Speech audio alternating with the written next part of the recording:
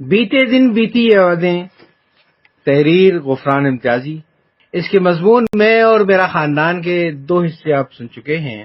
آئیے آج اس کا تیسرا حصہ سنتے ہیں، جس کا عنوان ہے میرے بھائی۔ سلمان احمد ہمارے سب سے بڑے بھائی تھے۔ ان کی پہلی شادی ہندوستان میں سعیدن نامی خاتون سے ہوئی تھی، جس سے ایک بچی ہوئی، لیکن وہ چند ہی دن زندہ رہ سکی۔ سعیدن کے بھائی نے اپنی بہن کو پاکستان جانے کی اجازت نہیں دی اور ہمارے والد بھائی سلمان کو اکیلا ہندوستان چھوڑنا مناسب نہیں سمجھا، چنانچہ طلاق ہو گئی۔ ان کی دوسری شادی فیصل آباد کی مسرت جہاں سے سن 1971 میں ہوئی، جس سے 2 بیٹے حنان احمد اور فرقان احمد ہیں۔ دونوں نے پولی ٹیکنک انسٹی ٹیوٹ فیصل آباد سے ڈپلومہ کورسز کیے، مگر کوشش کے باوجود انہیں کوئی مناسب ملازمت نہ مل سکی۔ مجبوراً دونوں بھتیجوں کو راولپنڈی میں پلاسٹک کے برتنوں کے تھوک کاروبار میں سیلزمین شپ اختیار کرنی پڑی۔ رہتے وہ اسلام آباد میں ہیں، دونوں کی شادیاں ہو گئی ہیں اور ان دونوں کی ایک ہم عمر بیٹیاں ہیں، ایمان اور ثنا۔ سن 1947 میں بھائی عرفان احمد LLB کے ساتھ دہلی یونیورسٹی میں تاریخ کے مضمون میں MA کر رہے تھے۔ وہ ڈاکٹر اشتیاق حسین قریشی کے ہونہار شاگردوں میں شمار ہوتے تھے۔ ڈاکٹر صاحب تاریخ کے مضمون کے استاد تھے۔ تقسیم ہند کے وقت احسان بھائی ان کے ساتھ ہی رک گئے تھے، کیونکہ بھائی عرفان نے والد صاحب کے ساتھ آنے سے معذرت کی تھی اور کہا تھا کہ وہ امتحان دے کر ہی پاکستان آئیں گے۔ تبادلے کے وقت والد صاحب کچھ سامان دونوں بھائیوں کے لیے دہلی میں چھوڑ آئے تھے۔ جب ہندو مسلم فسادات اور نسلی ہنگامے حد سے بڑھ گئے تو خط و کتابت بند ہو گئی اور دونوں بھائیوں کا کچھ پتہ نہ چلا۔ تو والدہ صاحبہ نے رو رو کر اپنی آنکھوں کی بینائی گنوا دی۔ والد صاحب ہر وقت سجدے میں رہتے تھے۔ آخر رب کریم نے ایک دن ان کی سن لی اور یہ دونوں بھائی بڑے ڈرامائی انداز سے ہم سے راولپنڈی میں آ ملے۔ ہوا یوں کہ ایک دن ہمارے والد حسب معمول سجدے میں رو رو کر دونوں بھائیوں کی سلامتی کی دعا مانگ رہے تھے کہ دروازے پر دستک ہوئی۔ میں باہر گیا تو دیکھا کہ شیخ عبداللطیف کھڑے تھے۔ وہ ہمارے پڑوس میں رہتے تھے۔ میں نے سلام کیا، انہوں نے جیتے رہو کہہ کر پوچھا کہاں ہے عمران احمد؟ میں نے بتایا نماز پڑھ رہے ہیں، آپ بیٹھک میں تشریف رکھیے۔ بولے کوئی بات نہیں، جب وہ فارغ ہوں گے مل لوں گا۔ میں گھر کے اندر گیا تو وہ نماز پڑھ چکے تھے۔ پوچھا کون ہے؟ میں نے بتایا تو فوراً باہر گئے۔ تھوڑی دیر میں والد صاحب کے رونے کی آواز آئی۔ میں گھبرا کر باہر بھاگا تو دیکھا کہ میرے والد بھائی عرفان اور بھائی احسان کو لپٹائے زاروں قطار رو رہے ہیں۔ دراصل شیخ صاحب نے ہمارے دونوں بھائیوں کو برابر والی گلی میں کھڑا کر دیا تھا۔ وہ ہمارے والد کو جذباتی ہیجان سے بچانا چاہتے تھے۔ جب میں پہلے باہر گیا تھا اور شیخ عبداللطیف صاحب سے گفت و شنید کی تھی تو اس وقت میں نے بھائی عرفان اور بھائی احسان کو شیخ عبداللطیف کے ساتھ کھڑے ہوئے نہیں دیکھا تھا۔ پاکستان آتے وقت بھائی عرفان کو صرف راولپنڈی اور محلہ اکال گڑھ یاد تھا۔ جب وہ محلہ ہمارا مکان ڈھونڈتے ہوئے بھٹک رہے تھے اور لوگوں سے پوچھ رہے تھے کہ اس محلے میں کوئی عمران احمد صاحب رہتے ہیں جو ریلوے کے دفتر میں ملازم ہیں، تو کسی نے ان سے کہا ہمیں عمران احمد صاحب کا تو پتہ نہیں، البتہ ہم شیخ عبداللطیف کو جانتے ہیں جو ریلوے کے دفتر میں کام کرتے ہیں، شاید شیخ صاحب آپ کے والد کا پتہ بتا سکیں۔ چنانچہ اس اجنبی شخص نے ہمارے بھائیوں کو شیخ صاحب کے گھر پہنچا دیا۔ شیخ صاحب ان دونوں کو ہمارے گھر لے کر آ گئے۔ بھائی عرفان نے پاکستان آنے کے فوراً بعد لاہور جانے پر اصرار کیا۔ وہ چاہتے تھے کہ ان کا پڑھائی کا سال ضائع نہ ہو۔ ہمارے والد ناراض ہوئے کہ اتنی تکلیفیں اٹھا کر آئے ہو، تھوڑا سانس لے لو، پڑھنے کے لیے پوری زندگی پڑھی ہے۔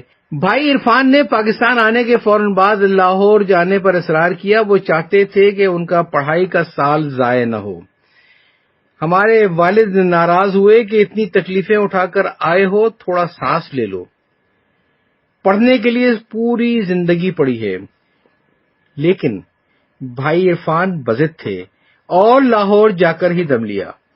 وہ چاہتے تھے کہ جو مضامین دہلی میں ادھورے چھوڑ آئے تھے وہ یہاں مکمل کر لیں، لیکن لاہور میں LLB کا کورس 3 سال کا تھا جبکہ دہلی میں یہ کورس 2 سال کا تھا۔ چنانچہ LLB کا خیال چھوڑ کر MA سیاسیات میں داخلہ لیا۔ رات کو روزنامہ امروز میں سب ایڈیٹر کے طور پر مناظرت کرتے تھے اور دن میں MA سیاسیات پڑھتے تھے۔ 1948 میں سیاسیات کے مضمون میں فرسٹ کلاس فرسٹ آئی اور ایک پروقار تقریب میں پاکستان کے پہلے وزیر اعظم خان لیاقت علی خان کے ہاتھوں سونے کا تمغہ حاصل کیا۔ پنجاب ایجوکیشن ڈپارٹمنٹ نے انہیں کیمل پور موجودہ اٹک کے کالج میں سیاسیات کے مضمون لیکچر کے حیثیت تعینات کر دیا۔ 1948 میں مقابلے کے تحریری امتحان پاس کیا۔ اسی سال 8 جولائی کو انٹرویو دیا۔ 25 اگست کو نتیجہ نکلا۔ ان کی 5ویں پوزیشن تھی۔ اس زمانے میں یہ سروس CSS کے بجائے پاکستان ایڈمنسٹریٹو سروس کہلاتی تھی۔ وہ ایک کامیاب، محنتی، دیانتدار بیوروکریٹ بنے۔ حکومت پاکستان نے ان کی خدمات کو سراہتے ہوئے تمغہ قائد اعظم کے اعزاز سے نوازا۔ میری نظر سے دادا حافظ عبدالولی کا ایک خط گزرا جو انہوں نے بھائی عرفان کو لکھا تھا۔ اس میں انہیں دعائیہ جملے میں لکھا تھا کہ رب کریم آپ کو ڈپٹی کمشنر بنائے۔ اس زمانے میں بھائی محض ایک طالب علم تھے اور پھر عملی زندگی میں داخل ہوئے، مقابلے کا امتحان دیا اور ڈپٹی کمشنر کیا، کمشنر بھی ہوئے اور حکومت پاکستان کے اعلیٰ ترین عہدوں پر فائز رہے۔ بھائی عرفان ہمیشہ نہ صرف اپنے بھائی بہنوں بلکہ پورے خاندان کے لیے ایک قابل تقلید شخصیت رہے۔ میں نے ان کی اکثر خصوصیات کو اپنی شخصیت کا حصہ بنانے کی شعوری اور لاشعوری کوشش کی، مگر میں سمجھتا ہوں کہ ہم پلہ تو کیا، عشیر بھی بن نہ سکا۔ اپنے تعلیمی سفر کے بارے میں بھائی عرفان بتاتے ہیں کہ ہمارے والد نے انہیں اپنے ایک عزیز دوست اور دفتر کے ساتھی حافظ سید ایوب علی کے ساتھ 9 مئی 1935 کو اسلامیہ لوور مڈل اسکول بنی مائی ویرو راولپنڈی میں داخل کروانے بھیجا تھا۔ حافظ محمد ایوب علی بھائی عرفان کے مستقبل میں ہونے والی بیگم رشیدہ فاطمہ کے دادا تھے۔ وہاں کے ہیڈ ماسٹر نے اردو، انگریزی اور حساب کا ٹیسٹ لیا۔ بھائی اردو حساب میں ٹھیک رہے، البتہ انگریزی بہتر نہ تھی۔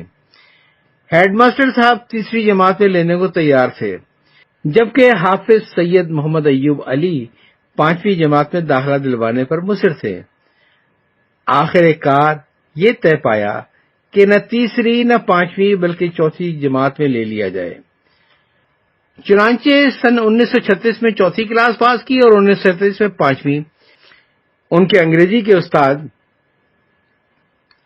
خواجہ حبیب الرحمان 4 لائنوں والی کاپی پر انگلی پکڑ کر خوشخط لکھواتے تھے۔ 1938 میں 6ٹھی جماعت پاس کر کے اسلامیہ ہائی اسکول مری روڈ راولپنڈی میں 7ویں کلاس میں داخل ہوئے۔ 1938 میں والد صاحب کا تبادلہ ملتان ہو گیا، جہاں بھائی عرفان نے government high school Abdali road میں 7ویں جماعت میں داخلہ لیا۔ 1938 میں والد صاحب کا تبادلہ ملتان ہو گیا، جہاں بھائی عرفان نے government high school Abdali road میں 7ویں جماعت میں داخلہ لیا۔ 1939 میں 8ویں کے اینگلو ورنیکولر کے امتحان میں پنجاب بھر میں اول آئے اور وظیفہ لیا۔ ملتان کے تعلیمی دور کو اپنا سنہری دور کہتے ہیں۔ 1940 میں جب والد صاحب کا تبادلہ دہلی ہو گیا تو اینگلو عربک اسکول میں داخل ہوئے۔ 1942 میں 10ویں جماعت کے امتحان میں پورے صوبے میں 4تھی اور مسلمانوں میں اول پوزیشن حاصل کی۔ اس پر انہیں 4 وظیفے ملے، ایک دہلی یونیورسٹی کی طرف سے، دوسرا اینگلو عربک کالج سے، تیسرا جامع مسجد دلی سے اور چوتھا مسجد فتح پور سیکری سے۔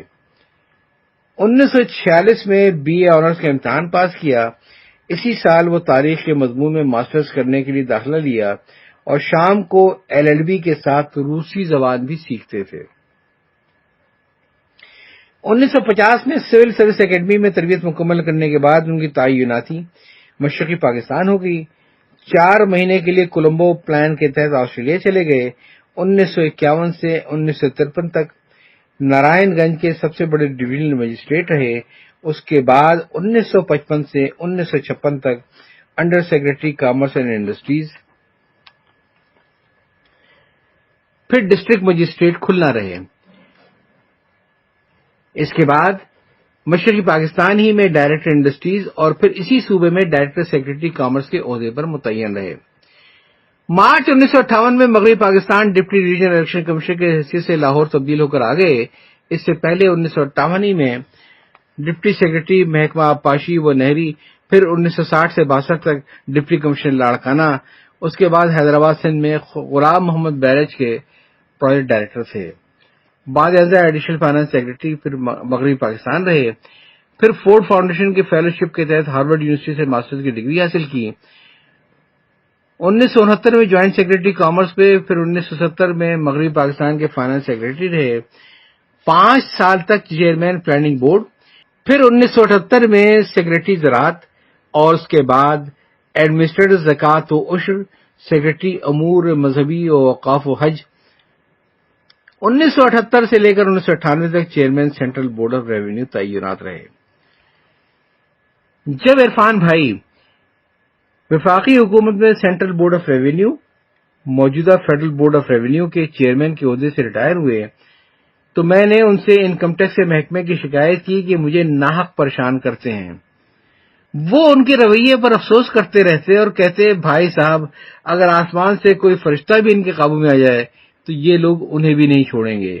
دراصل انکم ٹیکس کا وہ بددیانت عملہ جس کی کبھی بھائی نے سازش کی ہوگی، اپنا بدلہ مجھ سے نکال رہے تھے۔ ایک مرتبہ ایک انکم ٹیکس افسر نے مجھے اپنے دفتر بلا کر مزید ٹیکس لگا دیا۔ میرے ساتھ ان کا رویہ بھی نامناسب تھا، نہ انہوں نے مجھے بیٹھنے کے لیے کہا، نہ سیدھے منہ بات کی۔ جب میں نے مزید ٹیکس کا چیک دے چکا تو بولے، آپ چونکہ ہمارے سابق چیئرمین کے بھائی ہیں اس لیے میں نے مزید ٹیکس نکالا ہے۔ ان صاحب کو گلہ تھا کہ بھائی عرفان نے ان کی انکوائری کروائی تھی، ان کی سروس فائل خراب کر دی تھی۔ حالانکہ انہوں نے بھائی عرفان کے ہم جماعت اور محلہ دار تمیز الدین نظامی سے سفارش بھی کروائی تھی۔ موصوف کی اسلام آباد میں ایف سیکٹر میں 2 کوٹھیاں تھیں، جن میں ایک میں وہ خود رہتے تھے، دوسری کرائے پر دے رکھی تھی۔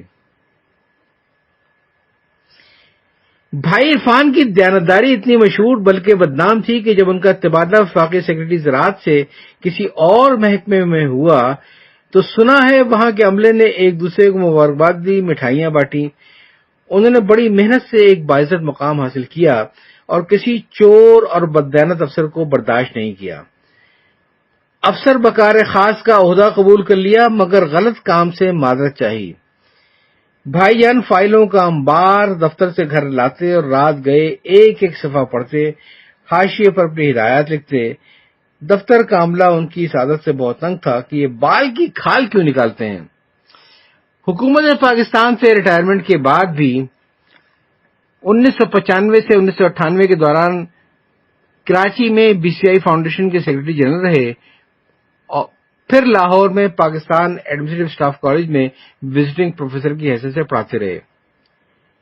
ماشاءاللہ بھائی عرفان کا اپنا خاندان بڑا متوازن ہے۔ 2 بیٹے حامد مستحسن، واسف تمجید اور 2 بیٹیاں رانا مستنصیر فاطمہ اور شہلا تشریف۔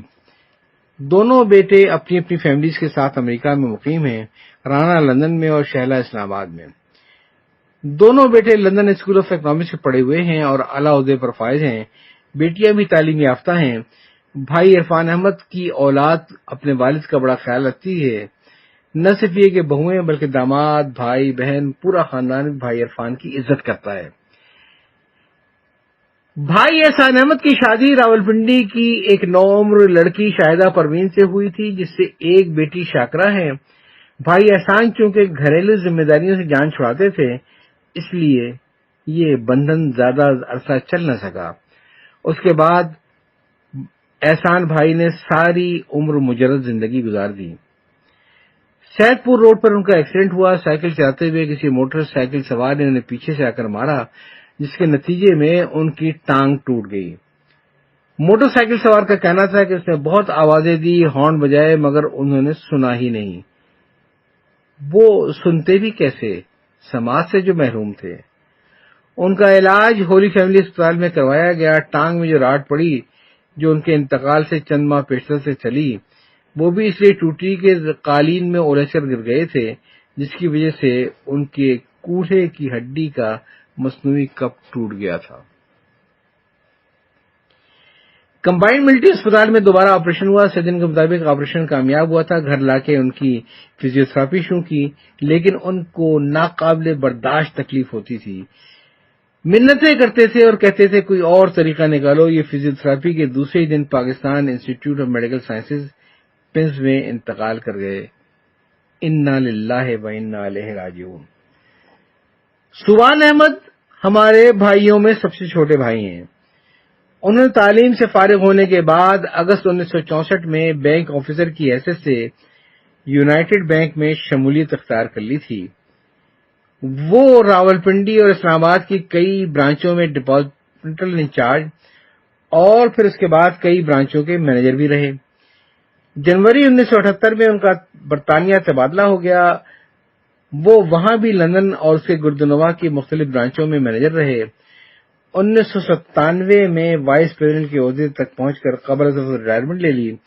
بعد ازاں برطانوی شہری کی حیثیت سے برطانیہ سرکار کی خدمت کرنے لگے۔ وہاں سے ریٹائرمنٹ کے بعد آج کل کچھ ادبی کام کر رہے ہیں اور تصنیف و تالیف کی طرف راغب ہیں۔ تادم تحریر ان کی 3 کتابیں شائع ہو چکی ہیں اور چوتھی کی تیاری کر رہے ہیں، جو ان کے افسانوں کا مجموعہ ہے۔ وہ ایک زمانے میں لندن اور لاہور سے شائع ہونے والے جریدہ زاحل میں مدیر معاون بھی رہ چکے ہیں۔ ماشاء اللہ ان کے 4 بیٹے ہیں، رضوان، فرحان، ذیشان اور عثمان۔ سب اپنی اپنی جگہ خوش ہیں۔ 2 بہوؤں کے سسر اور 2 پوتوں کے دادا ہیں۔ ان کے مجھ پر کئی احسانات ہیں، جن میں ایک مجھے کمپیوٹر پر اردو لکھنے کی ترغیب اور رہنمائی ہے۔ دوسرے آج کل وہ میری دن رات مدد کر رہے ہیں کہ کسی طرح پاکستان ٹیلی ویژن کے 29 برس کی سرگزشت کے موضوع پر میری کتاب پایۂ تکمیل کو پہنچے۔ تو جناب یہ تیسرا حصہ تھا میں اور میرا خاندان کا، جو غفران امتیازی صاحب کی سرگزشت، بیتے دن اور بیتی یادوں سے لیا گیا۔ اجازت چاہتا ہوں، اللہ حافظ۔